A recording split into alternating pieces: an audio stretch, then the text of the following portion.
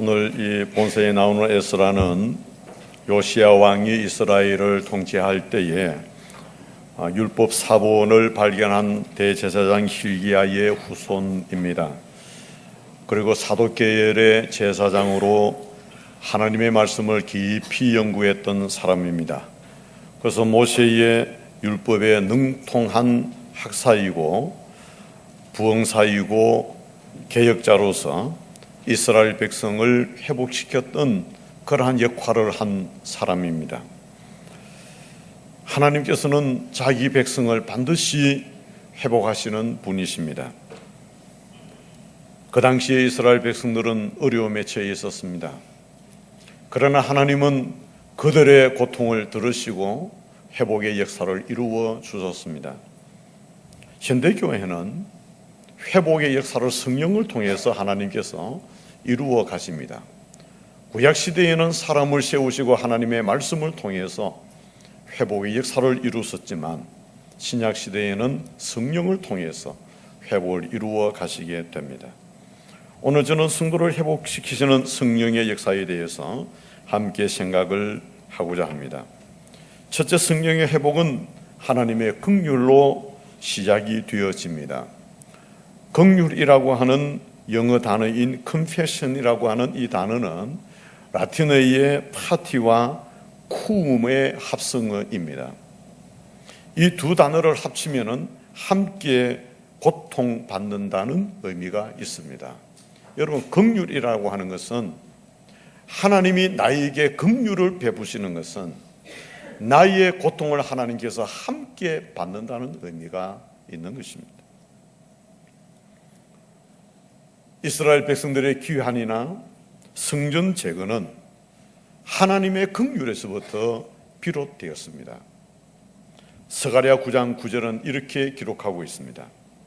우리가 비록 노예가 되었사오나 우리 하나님이 우리를 그 종살이하는 중에 버려두지 아니하시고 바사 왕들 앞에서 우리가 불쌍히 여김을 잊고 소생하여 우리 하나님의 성전을 세우게 하시며 그 무너진 것을 수리하게 하시며 유다와 예루살렘에서 우리에게 울타리를 주셨나이다 라고 기록하고 있습니다. 하나님은 이스라엘을, 자기 백성을 불쌍히 여기셨습니다. 그리고 그 백성이 고통당할 때에 은혜를 베풀어 주신 것입니다. 제사장들과 레위인들과 신복들이 예루살렘 성읍으로 돌아오게 되어집니다. 귀환한 제사장들의 수요가 상당한 숫자였습니다.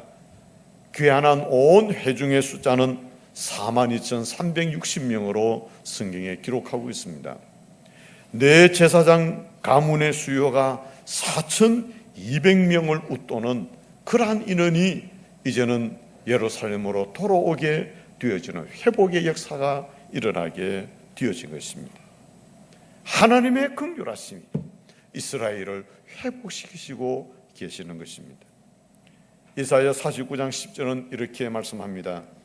그들이 주려거나 목마르지 아니할 것이며 더위와 볕이 그들을 상하지 아니하리니 이는 그들을 긍휼히 여기시는 이가 그들을 이끌되 샘물 근원으로 인도할 것임이라고 말씀하고 있습니다. 이스라엘 백성들은 하나님의 긍휼하심으로 말미암아 성전 기초가 놓이는 것을 보고 이 백성들이 예루살렘으로 돌아와 대성통곡을 하고 있습니다. 자기들은 하나님을 배신했습니다. 그럼에도 불구하고 회복케 하시는 하나님의 긍휼, 이것을 그들이 경험하며 거기에 감동하는 것입니다. 그래서 성전의 기초가 놓이는 것을 보고 이스라엘 백성들이 하나님 앞에 대성통곡을 하는 것입니다. 스가랴 3장 12절 13절 이렇게 말씀하고 있습니다. 제사장들과 레위 사람들과 나이 많은 족장들은 첫 성전을 보았으므로 이제 이 성전의 기초가 놓임을 보고 대성통곡하였으나 여러 사람은 기쁨으로 크게 함성을 지르니 백성이 크게 외치는 소리가 멀리 들리므로 절거이 부르는 소리와 통곡하는 소리를 백성이 분간하지 못하였더라. 여러분, 하나님께서 이스라엘 백성들을 회복해 하시는 그 현장에는 감동이 있고 눈물이 있었습니다. 여러분들, 오늘 우리가 살아가는 삶의 현실 속에는 많은 아픔이 있습니다. 많은 고통들이 있습니다. 어려움이 있습니다. 난관이 있습니다. 그러나 여러분, 이 어려운 현실을 보면서, 이 현실을 경험하면서 미래에 대한 소망을 어떻게 가집니까? 성령으로 하여금 우리는 그 소망을 가지게 되어지는 것입니다. 성령 안에서 하나님의 신실하심에 대한 발견이 이루어질 때, 성령 안에서 하나님의 긍휼하심을 우리도 입게 되어질 때, 비록 현실은 나에게 아픔이고 나에게 고통이고 어려움의 현장이지만 우리는 미래의 소망을 향하여 나아가게 되어지는 것입니다. 여러분, 하나님의 자녀들은 하나님은 반드시 회복시켜 주실 줄로 믿습니다. 하나님의 긍휼하심이 우리에게 주어져 있기 때문입니다. 여러분, 그리스도의 십자가와 부활의 그 사건은 하나님의 신실하심과 하나님의 긍휼하심을 확정하는 사건이지 않습니까? 하나님의 긍휼, 그래서 성도는 절망하지 않습니다. 하나님의 긍휼, 그래서 성도는 포기하지 않습니다. 낭망하지 아니합니다. 미래의 희망을 가지고 소망 중에 살아가게 되어지는 것입니다.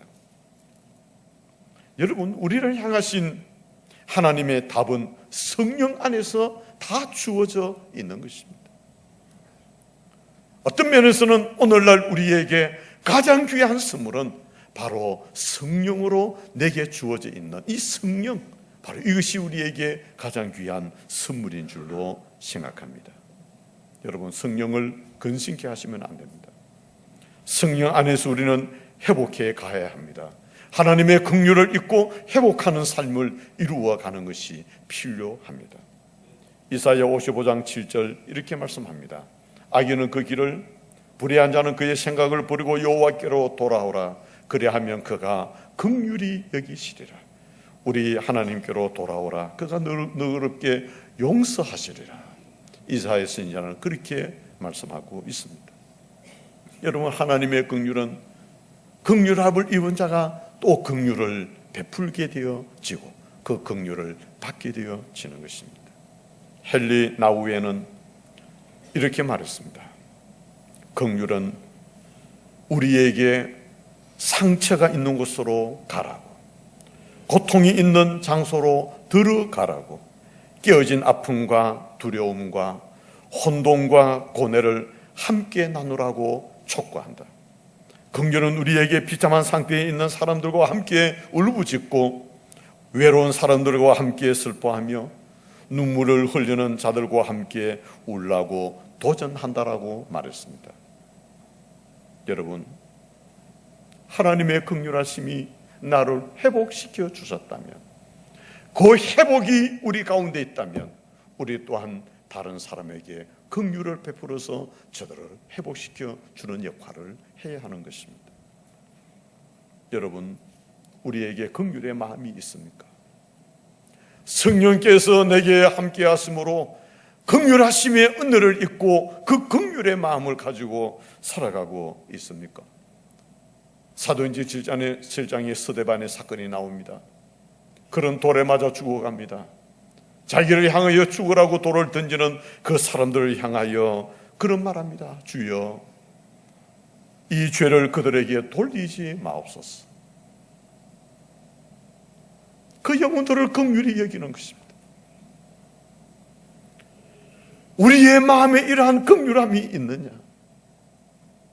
내 마음이 힘들고 아프고 고통스러워도 하나님 저를 긍휼히 여겨 주십시오. 여러분, 긍휼의 마음은 성령에 붙잡힌 마음입니다. 긍휼의 마음은 하나님이 우리에게 주시는 마음입니다. 이 긍휼함이 우리에게 있으면 비로소 원수를 사랑하게 되어집니다. 긍휼이 우리 마음에 주어질 때 비로소 우리는 저들을 사랑해낼 수 있습니다. 저들을 용납해낼 수 있는 것입니다. 긍휼은 성령의 역사입니다.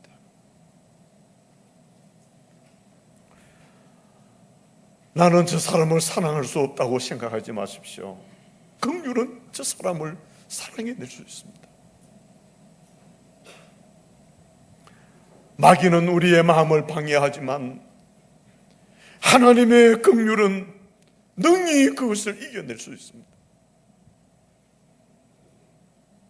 때로는 나를 박해하고 때로는 미움의 대상이 내게 주어져 있고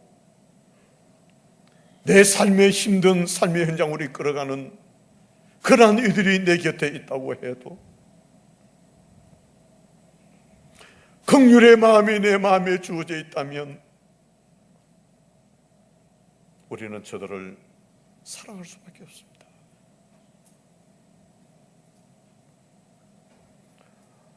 샬롬의 은혜는 긍휼한 자가 입는 은혜입니다. 여러분, 오늘 우리는 하나님의 긍휼로 회복되어지는 마음을 이 시간 우리는 가졌어야 합니다. 이 시대는 너무나도 힘든 시대입니다. 관계 속에서 힘든 일들이 너무 많습니다. 그러므로 우리에게는 정말 하나님의 긍휼하심이 필요합니다. 성령께서 내게 주시는 그 하나님의 긍휼하심, 이것이 내게 주어질 때에는 저들을 사랑할 수 있고 저들에게 따뜻한 손길, 마음을 표현해낼 수 있을 것입니다. 두 번째, 성령의 회복은 참된 순종으로 이루어지게 됩니다. 순종은, 죄송합니다, 원어로 샤마라고 하는 단어를 씁니다. 이 샤마라고 하는 단어의 그 의미는 경청하다, 듣다, 순종하다는 의미가 있습니다. 듣는다, 경청한다, 그리고 순종한다는 의미가 있습니다. 여러분, 성령께서는 집체 가운데 있는 성도와 교회를 반드시 회복시켜 주실 줄로 믿습니다. 성령은 인격적인 분이시기 때문에 어느 때에 역사하시는가 하니까 하나님의 말씀을 순종할 때에 역사하시게 되는 것입니다. 오늘 성경의 유대인들이 이방인들과 혼인과 우상 숭배의 상태에 놓여 있었습니다. 여기에 대한 에스라 선지자가 통회하는 백성에게 그의 통회는 이스라엘 백성들에게 좋은 영향력을 끼치게 되어졌습니다. 에스라가 비통함 가운데 있다는 소식을 이스라엘 백성들이 그들의 성읍에 전해지게 되어질 때 그와 함께 동하기 위해서 많은 무리가 에스라 앞에 모여들게 됩니다. 영적 지도자 한 사람이 하나님 앞에 바로 세워질 때 수많은 사람들에게 영향력을 끼치게 되어집니다. 여러분, 영적 지도자를 위해서 기도함이 필요합니다. 그 영향력은 여러분들에게 주어지고 있기 때문에 그렇습니다.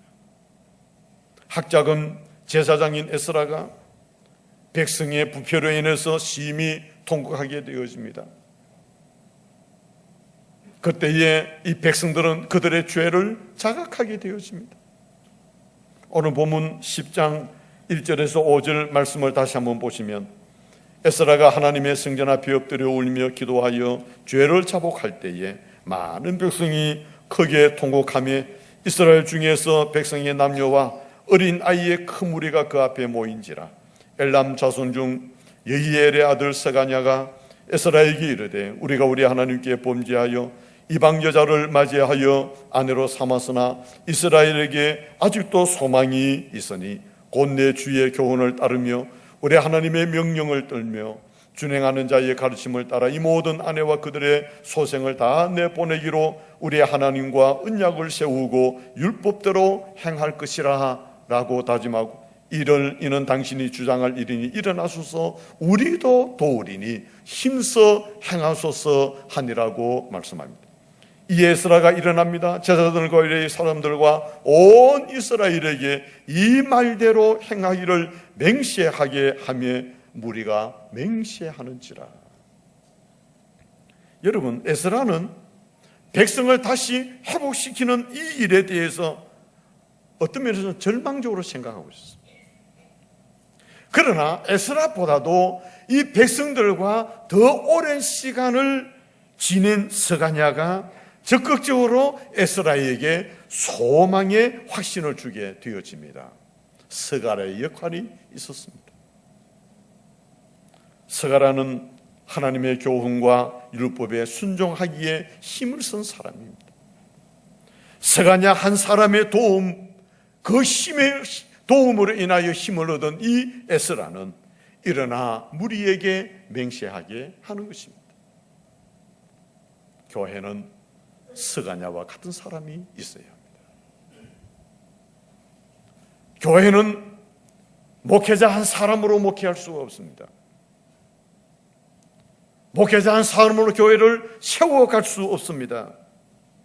목회자를 도와주는 하나님의 말씀에 적극적으로 순종하며 나아가는 스가랴와 같은 그러한 스가랴와 같은 그러한 사람이 있어야 합니다. 여러분, 이런 사람이 목회자를 도울 때 교회는 변혁적 교회가 되어지는 것입니다. 교회는 끊임없이 하나님의 말씀에 합당한 교회로 변화되어져 가야 합니다.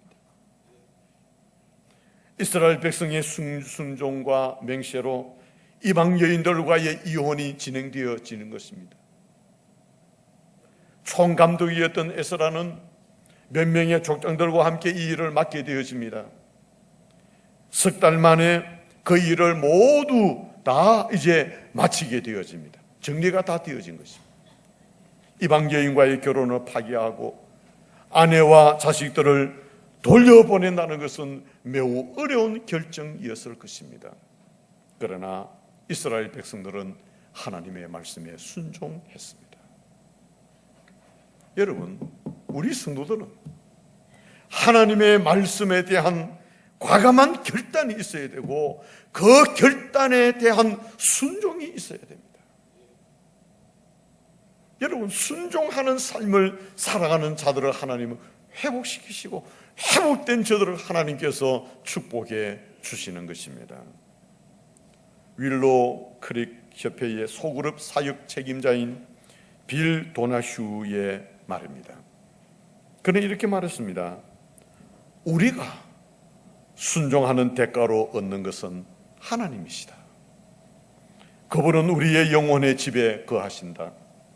예수님과 하나님 그리고 성령님, 절기 때마다 우리에게 함께 하시는 것이 아니라 그 삼위 하나님은 영원 무궁히 우리에게로 거처를 옮기시는 것이다. 우주의 창조자 전능하신 하나님, 거룩하신 그분이 우리는 가서 너와 함께 할 것이며 같이 살아갈 것이다.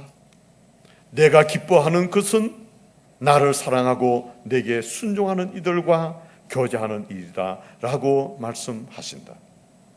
예수님이 땅에 오셨을 때 바람이 그분께 순종하였고 바다가 그분께 순종하였으며 악한 영까지도 그분에게 순종했다. 그러나 사람들은 그분께 순종하지 않았다. 그리고 지금까지 2000년이 흐르는 동안에도 그 상황은 그리 많이 변화하지 않았다라고 말하고 있습니다. 여러분, 이것은 바로 우리의 모습이 아니겠느냐.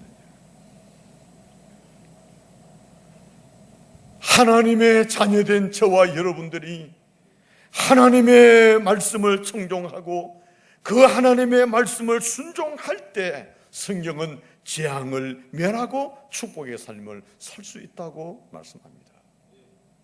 예레미야 26장 13절 말씀에는 그런즉 너희는 너희 길과 행위를 고치고 너희의 하나님 여호와의 목소리를 청종하라. 그리하면 여호와께서 너희에게 선언하신 재앙에 대하여 뜻을 돌이키시리라. 여러분, 이스라엘 백성들에게 성전보다 더 소중한 것은 성전을 성전되게 만드는 순종에 있었던 것입니다. 하나님의 말씀에 대한 청종함이 없는 성전은, 하나님의 말씀에 대한 순종함이 없는 그 성전은 어찌 성전이라 말할 수 있겠습니까?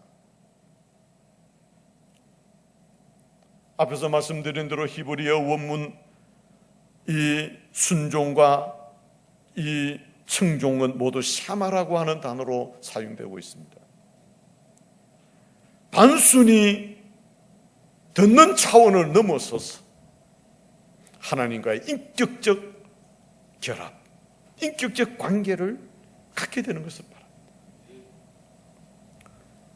여러분, 성전된 저와 여러분들은 하나님과의 그 관계가 인격적 관계, 생명적 관계 아니냐. 신앙의 본질을 우리가 추구한다라고 하는 것은 하나님과의 관계를 어떻게 맺느냐에 있는 것 아니겠습니까? 신앙의 본질은 복이 아닙니다. 형통함이 아닙니다. 신앙의 본질은 하나님과의 관계입니다. 얼마나 하나님과 친밀하냐, 얼마나 하나님의 말씀에 대한 청종과 순종이 있느냐, 얼마나 하나님의 뜻에 합당한 생활을 하느냐, 이것이 신앙의 본질이 아니냐.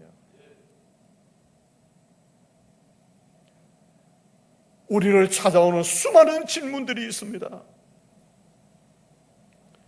그 앞에 나의 생각이나 나의 판단을 다 내려놓고 하나님의 말씀이 어떠하냐, 하나님의 뜻이 어떠하냐, 여기에 귀 기울이고 그 하나님의 말씀, 하나님의 뜻에 순종하는 것이 옳은 신앙자의 모습이 아니겠습니까? 여러분, 우리는 하나님의 말씀에 대하여 100% 순종하셔야 합니다. 100% 하나님의 말씀을 수용하고 그 말씀에 순종할 때 온전한 신앙생활이 이루어지게 되는 것입니다. 사도 바울은 자기를 향한 하나님의 뜻을 발견할 때, 그 사명을 가지고 살아갈 때 그는 고백합니다. 나의 생명을 조금도 귀한 것으로 여기지 아니하노라. 여러분, 적당한 신앙생활과 타협하지 마십시오. 적당하게 믿음 생활하는, 적당하게 예배 생활하는, 적당하게 신앙생활하는 것과 타협하지 마십시오. 여러분의 신앙을 망치게 되는 것입니다. 적당이라고 하는 것은 사탄이 주는 함정입니다. 대충 신앙생활하는 것 버려야 됩니다. 하려고 하면 철저하게 신앙생활을 하셔야 될 것 아닙니까? 예배생활도 철저하게, 기도생활도 철저하게, 주의 몸된 교회를 섬겨가는 이 직분을 감당해 가는 것도 철저하게 하셔야 될 것 아니냐. 대충 언제까지 그렇게 하십니까?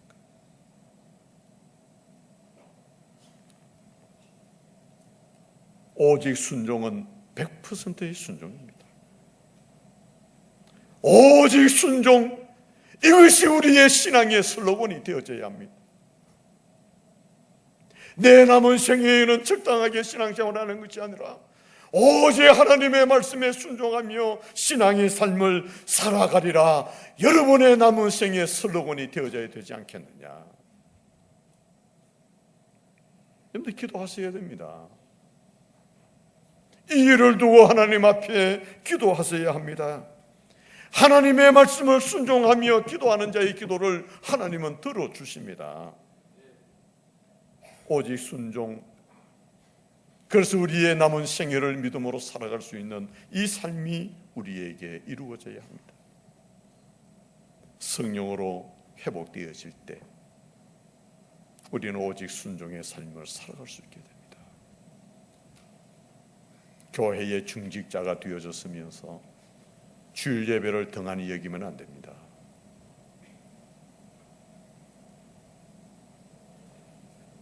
교인들의 결석 체크를 해보면 매주 50명 이상이 출타합니다. 아마 이번 주일도 마찬가지일걸요. 번갈아 가면서 매주 50명 이상이 출타하고 있는 성도들입니다. 본교회에서 예배 드려야 될 직분자들이 중직자들 포함입니다. 어떻게 본교회를 두고 출타하느냐? 특별한 경우, 마지못한 경우는 어쩔 수가 없지만 그때는 본교회 목사에게 통보를 하고 가는 게 예의가 아니겠습니까? 마지못해 어쩔 수 없이 가야 될 형편이니까 목사님 다녀와야 되겠습니다. 그게 예의가 아니겠습니까? 중직자 정도라면. 여러분들 자녀들 양육할 때 아무 집에나 가 자면 그냥 막 그래 잘 자고 왔다 그럽니까? 반드시 너 집에 와서 자라. 다른 집에 가 자면은 갔다 오면은 말없이 집에 갔다 오면 자고 오면 여러분들 나무라지 않습니까? 그 집은 집 아닙니까? 어디 가서 예배 드리면 뭐 안 되느냐? 그런 의식은 어디 가 자면 안 됩니까? 남의 집은 집 아니냐? 그러나 우리는 내 집이 있단 말이에요. 내 교회가, 여러분 신앙 중심은 내 교회 중심으로 이루어져야 되는 거예요. 하나님의 말씀을 순종하는 이들의 그 신앙생활은 교회 중심입니다. 저는 우리 교회 권사님 아들이 명절 때 모처럼 왔는데 꼭 주일 아침이면 자기 교회로 가는 거예요. 꼭 주일 아침이면 자기 교회 가는 거예요. 고향 교회인데도 한 번도 우리 교회 주일 예배 저 있는 동안에 들은 적이 없습니다. 가는 거예요. 왜? 내 교회는 양산교회가 아니고, 양산교회는 고향교회고, 내 교회는 내가 지금 섬기고 있는 교회니까 내가 내 교회에 가서 예배를 드려야 된다. 그것이 옳은 신앙입니다. 이것이 신앙인의 바른 신앙 모습입니다. 여러분, 성령으로 회복되어지는 신앙인들은 그런 신앙을 가지게 되는 것입니다. 오늘 우리는 무엇인가 고쳐야 될 부분이 있을 것입니다. 다시 한 번 더 회복시켜야 될 우리의 신앙의 부분들이 있을 것입니다. 이 시간에 성령께서 나를 향하여 주시는 말씀으로 받고 나의 신앙을 다시 한 번 더 회복시켰어. 정말 올바른 신앙인의 위치에서 그 하나님의 긍휼하심을 믿고 그 긍휼함의 삶을 하나님의 말씀에 절대적으로 순종하며 교회 중심으로 아름답게 교회를 섬겨 신앙생활을 이루어가는 저와 여러분들이 되시기를 주님의 이름으로 기원합니다.